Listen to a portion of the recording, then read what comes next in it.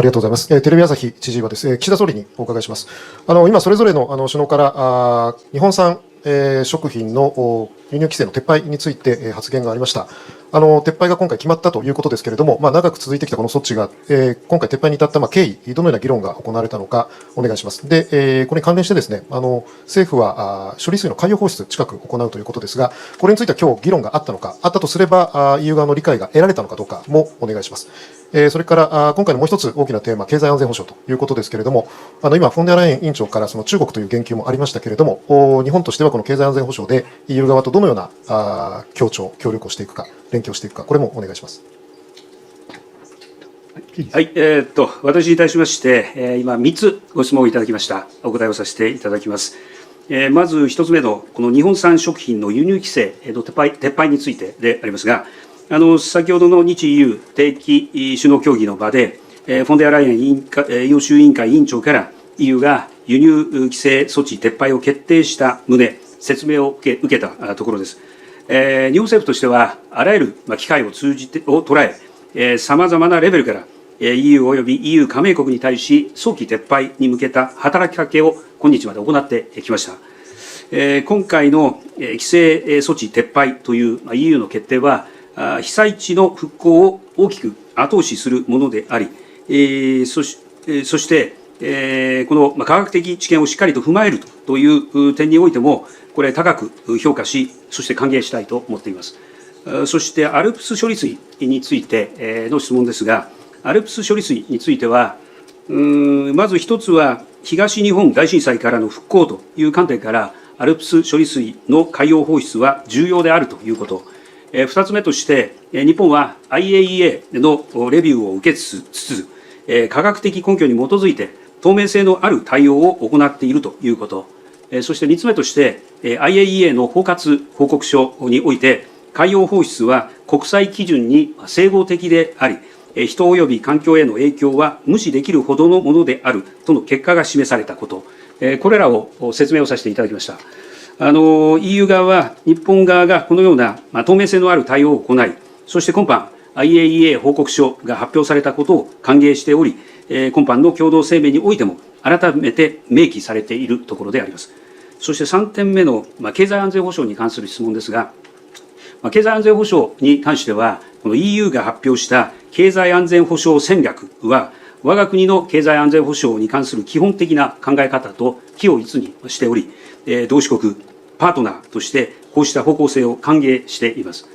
サプライチェーンや基幹インフラの強靭化、さらには経済的威圧への対応、機微技術の適切な管理など、日 EU、そして同志国が連携して経済安全保障においてもワンボイスで対応し、デイリースキリングに向けた必要な措置を着実に行っていくことが重要であると考えます。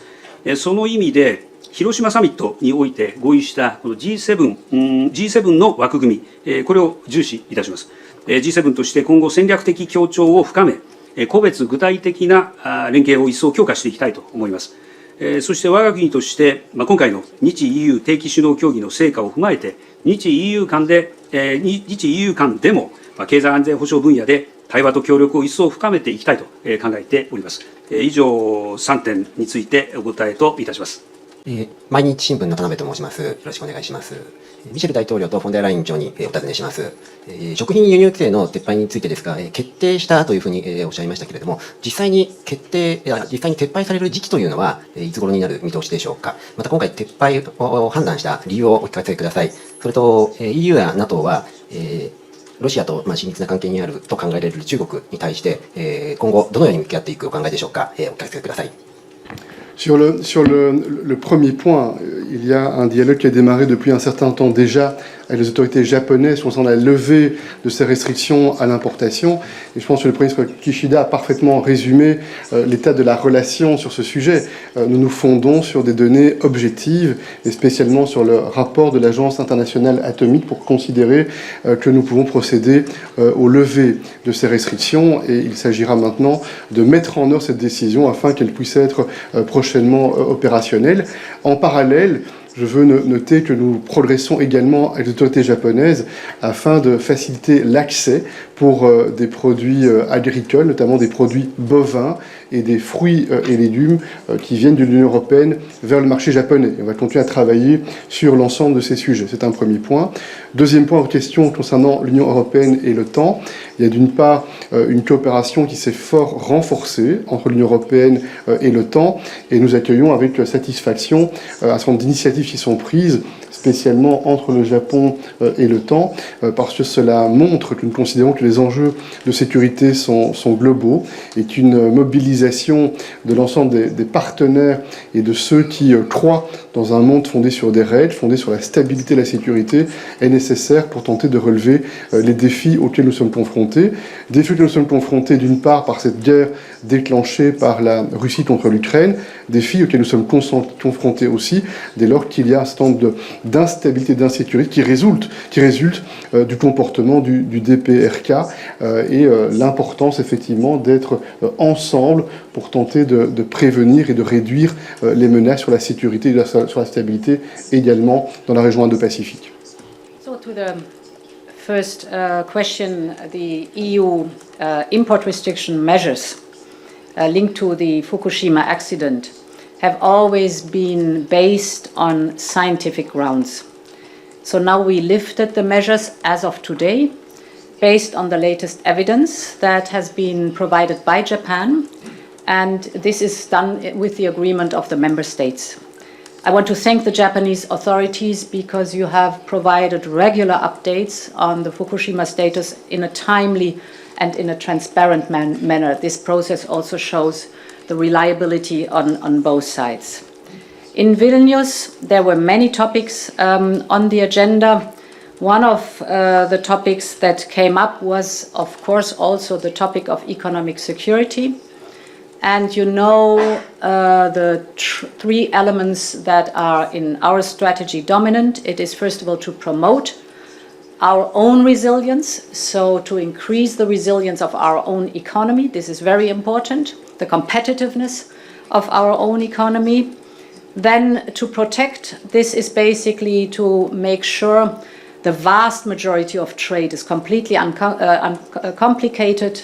What we have to make sure is that is a level playing field for our companies as it is reciprocal for other companies, but also to make sure that cutting-edge technology is not being used to increase military capabilities somewhere else. And the third element, and this is what I want to reflect on here at the summit, is to partner with country. If we de-risk, not decouple is the headline for our concept, also yesterday in the discussion. If we de-risk, we have to be well coordinated so that it does not go at the expense of each other. And therefore, for example, our memorandum of cooperation on semiconductors that we concluded is a brilliant example that we coordinate in the semiconductors on the cooperation in research. Here, for example, the brilliant IMEC that is based in Belgium, and development, that we have early warning mechanism in case that there are critical disruptions in supply chains of semiconductors, and of course that we work together on the advanced skills for the semiconductor industry. So this is a living example, a living proof for how you can, in a well-coordinated manner, de-risk and work together so that it is for the benefit for all of us. From Reuters. Yeah, Philip Blenkinsop of Reuters. I just wanted to have a bit more information. You mentioned, obviously, in terms of food, that you'd agreed to solve issues in relation to EU products' access to Japanese market. I think you, Mr. Michel, mentioned beef, vegetables. Maybe you can just clarify what the issue is. And then just on economic security in general, obviously you've got, you'll be discussing supply chains, diversification. You have, for example, a memorandum of understanding on semiconductors. What sort of concrete results might one expect from this dialogue in time? It is agricultural products, a certain variety of agricultural products that had trade barriers accessing the Japanese market. And here we hope and we're confident that there will be an improvement for the agricultural sector to access on a level playing field the Japanese market. What the economic security is concerned, as I said, Japan is a front runner. Japan was, if not the first country, to develop the principles of economic security. And we've learned a lot from Japan where that is concerned. You also see it in our economic security strategy that the Commission tabled. The principle that we developed, the de-risk, not decouple, says very clearly, first of all, de-risk, not decouple diplomatically. So mentioned by Prime Minister Kishida, here also in this press conference, the dialogue that has to be kept open. Not only a dialogue on topics where we agree, but also a dialogue on topics where we disagree to avoid misunderstandings. That's point number one. But economic security, of course, has then a strong emphasis on the economy. And indeed, here is a variety of different topics that you can look at. It starts with the over-dependency on certain products, for example, the critical raw materials, but also the semiconductors. Here, over-dependency means if you have one country that is the major supplier for this critical good, that therefore has a monopoly or quasi-monopoly on the supply of these goods. Here, we agreed that we will coordinate and partner to diversify our supply chains, so look for other suppliers worldwide. I give you an example. In critical raw materials, we are looking for others who are able to provide critical raw materials. For example, in Latin America, they are mining, but the value chain often is then in China, so the monopoly for the processed goods is in China, and our dependency high. Lithium, 97% dependency of the European Union on Chinese lithium, while the origin is partially in Africa, or for example in Chile, or for example in Argentina. The second element that is important in the de-risking is that, as I said, the vast majority of products and goods are without any difficulties, but if we are looking at cutting-edge technologies in quantum computing, in biotech, cutting-edge semiconductors, for example, AI, there we have to be careful that we do not have a flow of these cutting-edge technologies to countries that use it to increase their military capabilities, countries where we have our concerns. And finally, we have developed, partially also together, instruments that we can use, for example, the instrument of foreign direct investment, the inbound investment screening, or an instrument of anti-coercion. We have seen how Lithuania, for example, suffered of the coercive measures China has taken against Lithuania. With that, the European Union, protecting Lithuania, developed the anti-coercion instrument. This shows the whole concept of economic security, started by Japan, but now also responded on the European side. Deux points rapidement. Alors, sur la première question qui concerne l'accès des produits européens au marché japonais, il y a principalement deux secteurs concernés pour lesquels nous engageons avec la partie japonaise, le secteur bovin d'une part, et les fruits et légumes, et c'est une discussion sur le type de contrôle relatif aux normes phytosanitaires. C'est un premier élément.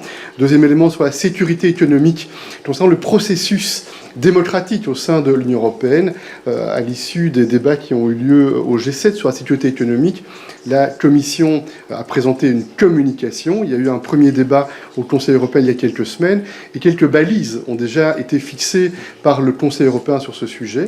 L'importance d'adresser ce concept d'une manière qui soit précise, qui soit ciblé, qui soit proportionnel. En d'autres termes, on comprend bien que l'on souhaite garder les bénéfices d'une économie ouverte, mais en même temps, on comprend bien qu'il peut y avoir des situations de risque. Nous devons réduire ces risques. En d'autres termes, les interdépendances peuvent emporter quelques bienfaits. Les surdépendances ou les dépendances excessives peuvent devenir des vulnérabilités. Et pour utiliser une référence avec un concept qui est bien connu dans l'histoire de ce projet économique européen, les abus de position dominante posent difficulté à un moment donné. Et lorsqu'il y a une situation qui amène l'Union européenne à être extrêmement dépendante pour des matériaux ou pour des produits qui sont stratégiques, il y a la nécessité d'analyser de quelle manière on peut entreprendre un certain nombre d'actions. En termes de processus, cela signifie que dans les semaines et les mois qui viennent, le débat va se poursuivre et que la Commission est censée déposer une proposition législative à la fin de l'année. En d'autres termes, cette communication est un point de départ pour le débat, mais il y a encore un travail dans le cadre duquel les États membres vont être extrêmement impliqués sur ce sujet qui est important, et un travail qui va se mener aussi, on l'a bien compris, en partenariat étroit avec l'ensemble de nos amis et partenaires. はい、私からも一言いいですか。まずEU の農産物の輸入についてですが、これにつきましても、今回、この EU が日本産食品の輸入規制の撤廃において、示したように、科学的知見をしっかり踏まえて判断することが重要であると思います。日本においても、この問題について、科学的知見に基づいて、判断をしていくことを申し上げたいと思います。そして半導体についてのこのご質問ですが、日EU半導体協力については、7月4日に半導体に関する協力覚書に署名いたしました。そして今回の首脳会議においては、この半導体サプライチェーンの協力について、研究開発、あるいは人材育成、さらにはこの半導体サプライチェーンの混乱に対処するための早期警戒メカニズムの構築、こういったことについて一致をいたしました。こうした日 EU 間のこの合意に基づいて取り組みを進めていきたいと考えています。以上です。Thank you very much. Stuart R. from Politico. First of all, a couple of questions for Prime Minister Kishida. On semiconductors, Japan recently joined the US and the Netherlands in imposing semiconductor restrictions against countries including China.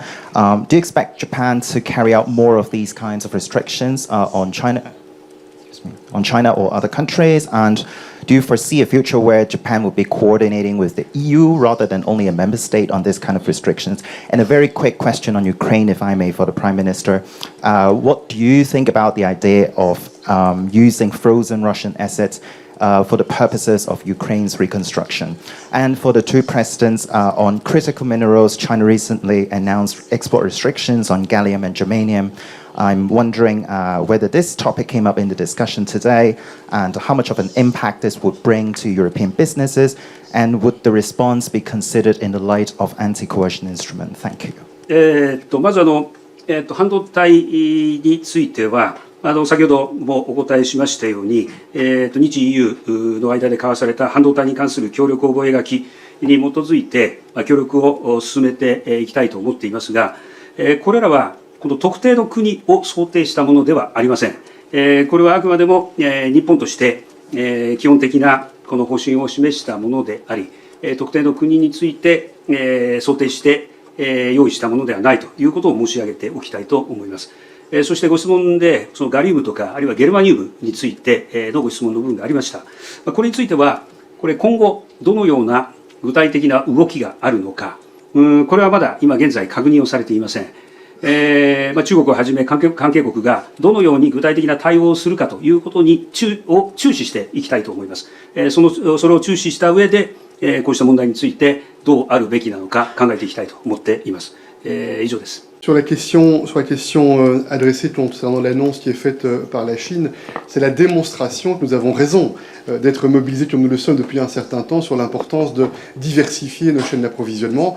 Il s'agira d'analyser de manière objective les conséquences d'une telle annonce et d'une telle décision, de voir quelles en sont les implications et sur base de cela, d'assumer quelles sont les éventuelles attitudes qui peuvent être adoptées au départ de l'Union européenne. Mais encore une fois, ça démontre le bien fondé de notre implication politique au départ de l'Union européenne avec nos partenaires pour nous orienter vers des diversifications de nos chaînes d'approvisionnement. What the critical raw materials, gallium and germanium, are concerned, China was clear that it is a response to the semiconductor issue. And indeed, they announced that they take the first step to put those two critical raw materials on the list of export controls. In the first days, take the decision whether to implement. So what we do right now is, and this is a typical process in a situation like this, that we clarify who is dependent, what sector exactly is dependent on these critical raw materials from China.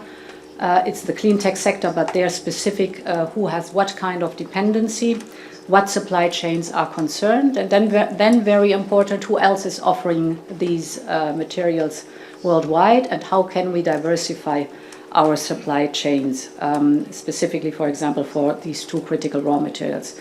This is also the purpose of the Critical Raw Materials Club that we are in the process of forming, so that we have a faster response for this type of coercion, that we have a better overview who can help us step in with supply of, for example, this type of critical raw material or other products. This came from the experience that we had not only in the pandemic, but also the dependency on Russian fossil fuels, where all of a sudden Putin cut 80% of the pipeline gas in 8 months. There we learned how important it is to have different, reliable, like-minded partners. This is the process that we are now doing to prevent these difficult situations. Thank you, Madam President, Mr. President and Prime Minister Kishida. This concludes our press conference.